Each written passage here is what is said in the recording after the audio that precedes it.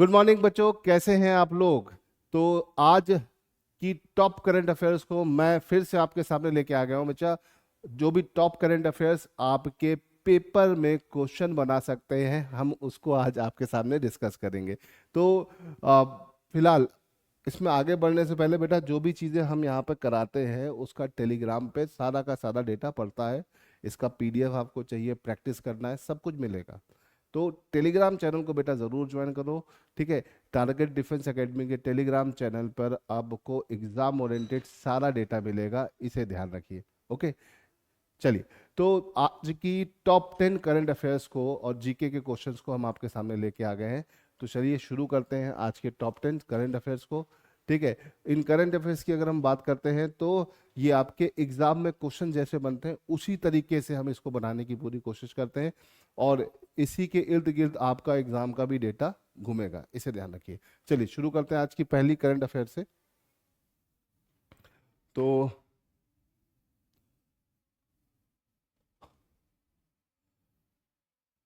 आगे बढ़ने से पहले बेटा, 15 तारीख से ऑनलाइन ऑफलाइन दोनों बैचेस शुरू हो रहे हैं। जिन भी बच्चों को रजिस्ट्रेशन करना है तुरंत कर लिए, सीटें फुल हो रही हैं, बहुत ही लिमिटेड सीट हैं। तो अगर आपने रजिस्ट्रेशन नहीं किया है तो रजिस्ट्रेशन करा लीजिए। रजिस्ट्रेशन के लिए जो नंबर्स हैं वो ये है, नीचे दिया हुआ है। इन नंबर पर, जो अभी नीचे ये नंबर दिए हुए हैं, इन नंबर्स पर आप क्या कर सकते हैं, कॉल कर सकते हो, अपनी सारी की सारी क्वारीज वहाँ पर चेक करा सकते हो। चलो हाँ, चलिए शुरू करते हैं आज के बेटा पहले क्वेश्चन से। फर्स्ट क्वेश्चन से शुरू करते हैं। पहला क्वेश्चन है, president Draupadi Murmu is an official visit of which country. तो भाई द्रौपदी मुर्मू जो हमारी राष्ट्रपति है, महिला राष्ट्रपति हैं, वो किस देश की यात्रा पे गई हैं, आधिकारिक यात्रा पे गई हैं। तो options are Portugal, France, Spain, UK. तो बेटा मुर्मू जी जो है वो गई हैं पुर्तगाल की यात्रा में, है ना। पुर्तगालियों के बारे में जानते हैं। यूरोपियों में पुर्तगाली वो यूरोपीय हैं जो भारत में सबसे पहले आए, है ना। भारत में सबसे पहले आने वाले कौन थे, पोर्टुगीज थे, और सबसे आखिरी में जाने वाले कौन थे, पोर्टुगीज थे। याद रखिएगा। तो पुर्तगाल की राष्ट्र की यात्रा पे गई है। पुर्तगाल की बेटा राजधानी क्या है, लिस्बन है ना। और वहां पर इनको काफी सम्मान मिला, इसे ध्यान रखिए, है ना। ठीक है, तो इसे याद रखिएगा। द्रौपदी मुर्मू किस देश की आधिकारिक यात्रा पर गई है, पुर्तगाल। अब बेटा ये यात्रा से तो बहुत सारे एग्रीमेंट्स होंगे, वो एग्रीमेंट्स में भी कुछ ऐसी चीज निकल के आए जो क्वेश्चन बना सके, तो हम अभी आपको डिस्कस करेंगे। बट अब पुर्तगाल या पोर्टुगीज जो है आपके पेपर में के लिए इंपॉर्टेंट हो गया, है ना। हो सकता है पेपर में पूछ ले, what is the capital of Portuguese, तो लिस्बन, है ना। प्राइम मिनिस्टर लुइस मॉन्टीनेग्रो इसके क्या है, प्राइम मिनिस्टर है। और अगर हम बात करें यहाँ की हाईएस्ट पीक के बारे में, तो माउंट पीको, है ना। माउंट पीको यहाँ की हाईएस्ट पीक है। साथ ही साथ अगर हम बात करें तो आइबेरियन आइबेरियन प्लेट्यू, अक्सर पेपर में आता है आइबेरियन पेनिनसुला, आइबेरियन प्लेट्यू, तो पुर्तगाल और स्पेन में आता है। तो याद रखिएगा, पुर्तगाल ये तीन तरफ से ये अटलांटिक ओशन से घिरा है, इधर ये स्पेन से जुड़ा हुआ है, इसे ध्यान रखिएगा। पुर्तगाल का कैपिटल लिस्बन है ना। और इसे याद रखना है आपको। ठीक, चलिए ये तो इंपॉर्टेंट पॉइंट हो गए। आइबेरियन प्लेट्यू भूलिएगा नहीं, आइबेरियन प्लेट्यू पठार का रीजन है जो कि कहाँ पे पाया जाता है, आपका पुर्तगाल में। ठीक है, चलो अब आगे बढ़ते हैं।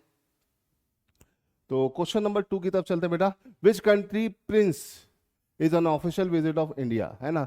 किस देश के प्रिंस जो हैं भारत की ऑफिशियल विजिट पर निकले हुए हैं। Japan, Saudi Arabia, UAE, Kuwait. तो देखकर लग रहा है कि भाई कोई गल्फ कंट्रीज के ही प्रिंस है ना। तो जापान तो होगा नहीं, तो बेटा है यूएई, है ना। UAE is a combination of 7 different different एमिरात, और इसमें 7 डिफरेंट डिफरेंट एमिरात की अगर हम बात करते हैं तो बेटा आपका दुबई जो है उसके प्रिंस यहाँ पर आए हैं। ये प्रिंस जो है वो कहाँ के हैं, दुबई के हैं। वो भारत की यात्रा पे निकले हैं। ठीक है, इसे याद रखिएगा। ठीक है, अगर हम बात करते हैं यूएई, यूएई की बेटा अगर हम बात करें तो यूएई आपका काफी इंपॉर्टेंट, हमारा क्या है, हमारा पूरा कॉम्बिनेशन में आता है। ठीक है, दुबई की बात करते हैं। ठीक है, देखो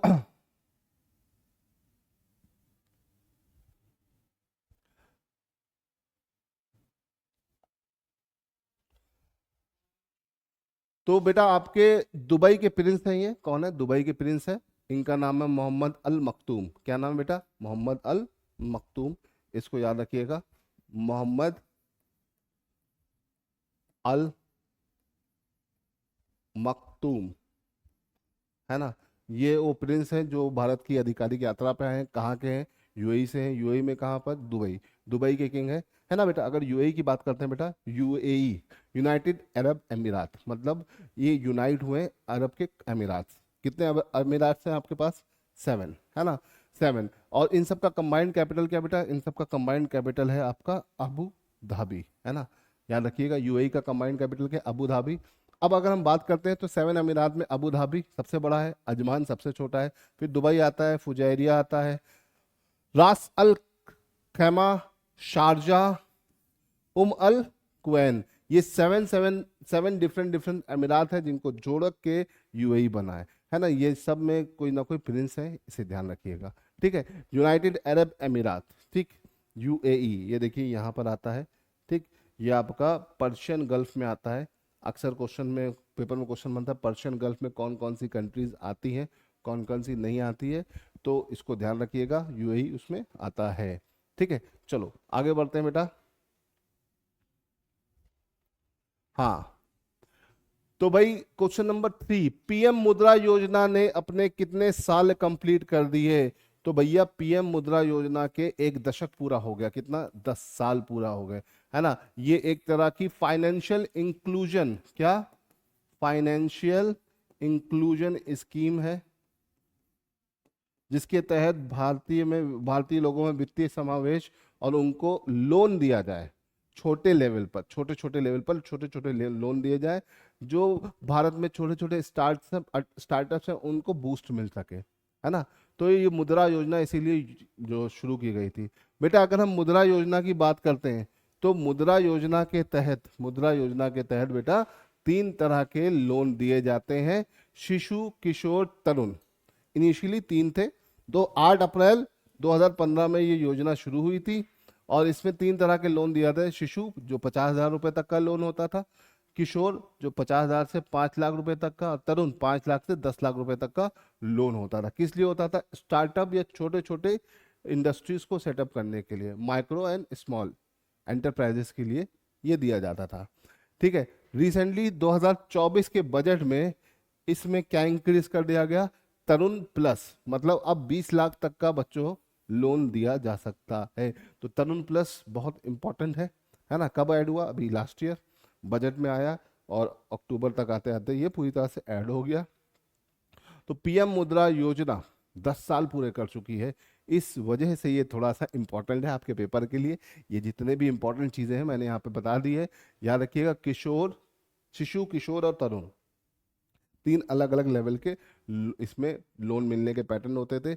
अब वो तरुण कैटेगरी का जो लोन लेने वाले लोग हैं, उन्होंने अगर अपना लोन अच्छे से चुका लिया है तो उनको तरुण प्लस कैटेगरी में लोन मिल जाएगा, याद रखिएगा। तो ये लोन स्कीम है, गवर्नमेंट ऑफ इंडिया की तरफ से दिया जाता है।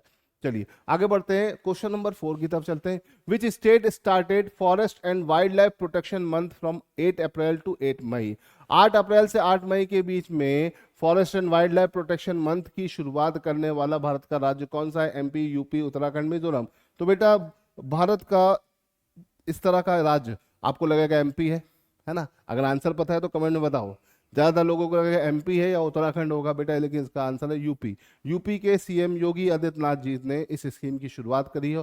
1 महीने तक ये फेस्टिवल जारी रहेगा, इसे याद रखिएगा। Forest and wildlife protection month चल रहा है उत्तर प्रदेश में, जिसके तहत भारत के वाइल्ड लाइफ को प्रोटेक्ट किया जाएगा।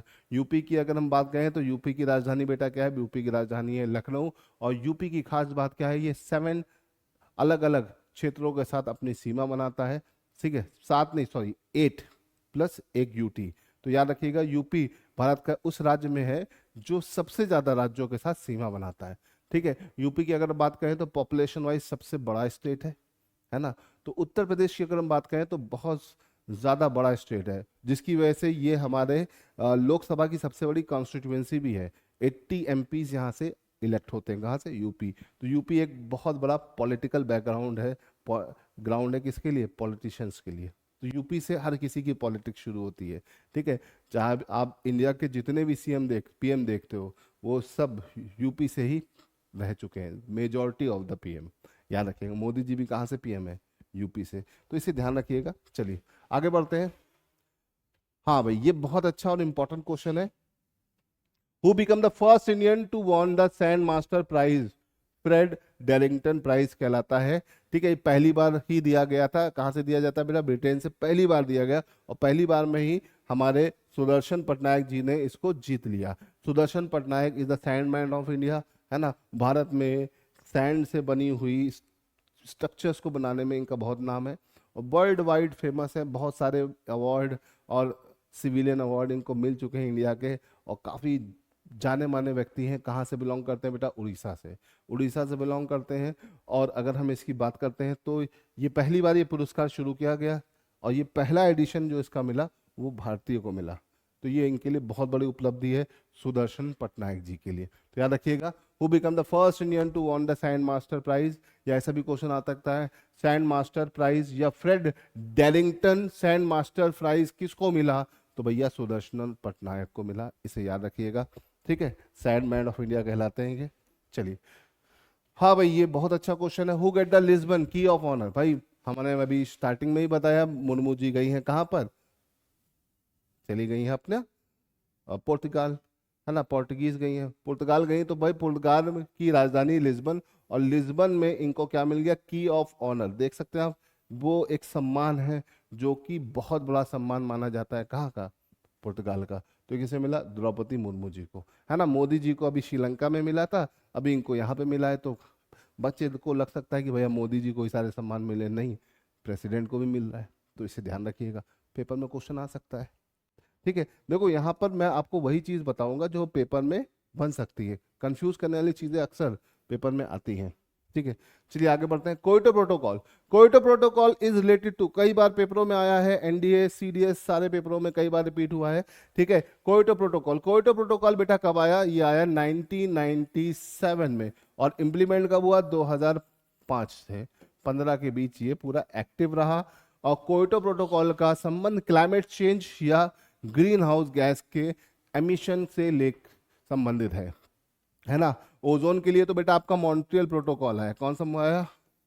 Montreal protocol. और वाइल्ड लाइफ प्रोटेक्शन और बाकी सब के लिए स्टॉकहोम सबमिट हुआ। तो इसे थोड़ा ध्यान रखिएगा, इंपॉर्टेंट चीजें हैं। अगर आप इनको याद रखते हो तो कोई भी दिक्कत नहीं होने वाली है, बहुत ज्यादा कॉम्प्लिकेटेड नहीं है चीजें। चलो क्लियर है, आगे बढ़ते हैं।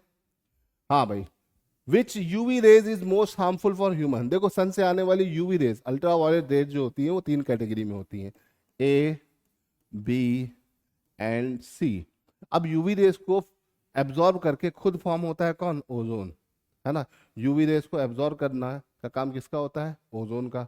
भाई ओजोन कैसे बनता है? ओजोन, ऑक्सीजन के 2 मॉलिक्यूल मिलते हैं in the presence of UV rays, और ओजोन का फॉर्मेशन हो जाता है ना। भाई कई जगह पे स्मॉग से भी होता है, लेकिन ये मेजॉरिटी ऑफ द रीजन है ओजोन के फॉर्मेशन का। तो हमारे एटमॉस्फेयर की दूसरी लेयर में ओजोन बनती है ना। तो ए और बी को जो है वो हमारे अर्थ पर आती है। सी इसमें सबसे हार्मफुल होती है, सबसे हार्मफुल होती है, बट वो कभी हमारे अर्थ तक बेटा नहीं आती है। तो इसका आंसर सी है। ए और बी हमारे अर्थ की तरफ आती है, इसमें से बी को ओजोन फिल्टर कर देता है, और आपके अर्थ की सरफेस तक कौन सी आती है? ए। मतलब हमको जो मिलती है वो ए होती है। कुछ जगह पे हमको बी भी मिलती है, लेकिन वो भी बहुत ज़्यादा नहीं मिलती है। लेकिन अगर आप बी के डायरेक्ट कांटेक्ट में आते हो तो आपको क्या हो सकता है बेटा? Skin cancer. यूवी रेस का सीधा सीधा इम्पैक्ट बॉडी पर क्या है ना। यूवी रेस का सीधा सीधा इम्पैक्ट है स्किन डिजीजेस, है ना। ह्यूमंस को, एनिमल्स की पूरी कैटेगरी में लेंगे तो जेनेटिक डिसऑर्डर्स भी हो सकते हैं, कैटरैक्ट भी होता है। एक और होता है क्या बेटा? कैटरैक्ट, है ना, मोतियाबिंद। तो इसे ध्यान रखिएगा, इंपॉर्टेंट चीजें हैं। ठीक है, चलो आगे बढ़ते हैं क्वेश्चन नंबर 9 की तरफ। क्वेश्चन नंबर 9 है, root bridge found in which state of India? भैया भारत के किस राज्य में रूट ब्रिज पाए जाते हैं? रूट ब्रिज मतलब पेड़ों के बने हुए ब्रिज, है ना। देखो कितने मजबूत ब्रिज होते हैं ये, है ना। एक नॉर्मल ब्रिज बनाने में हम पर्यावरण को कितना नुकसान पहुंचाते हैं, ईंटा, चूना, गारा, कोयला सब यूज करते हैं, पर्यावरण को कितना नुकसान पहुंचाते हैं। लेकिन देखो ये रूट ब्रिज जो बन रहे हैं ये नेचुरली फॉर्म होते हैं। और ये कहाँ पे मिलते हैं बेटा? ये आपको मिलते हैं मेघालय में, है ना। मेघालय में एक ट्राइब पाई जाती है, खासी ट्राइब, है ना। तो खासी ट्राइब जो है,